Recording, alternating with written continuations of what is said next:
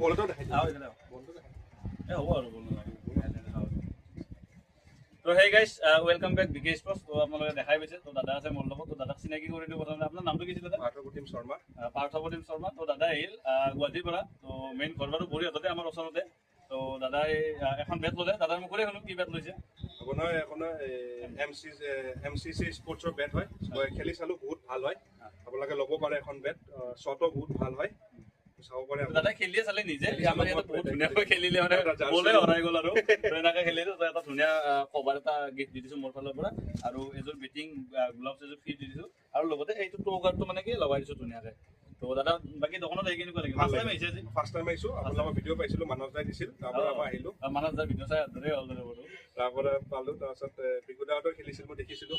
তাৰপৰা আপোনালোকৰ বেট, বাকী বেটখন শ্বট বঢ়িয়া আছে, খেলিও ভাল লাগিল। বাকী এটা জাৰ্চিও ল'লোঁ, প্ৰিণ্ট কৰিছে দাদাই ধুনীয়াকৈ, পাৰ্থ 18 বুলি। তো সেইটোৱে আৰু। তো থেংক ইউ। তো দাদা, তো থেংক ইউ ছ' মাছ মোৰ দোকানলৈকে অহাৰ বাবে। তো আপোনালোকে আহক, বৰদাৰ বাগানতে হয় দোকানটো, আৰু যে অল আছাম ডেলিভাৰী এভেইলেবল আছে, আপোনালোকে আহিব নোৱাৰে, অল আছাম ডেলিভাৰী হৈ যাব। তো সেইটোৱে আৰু।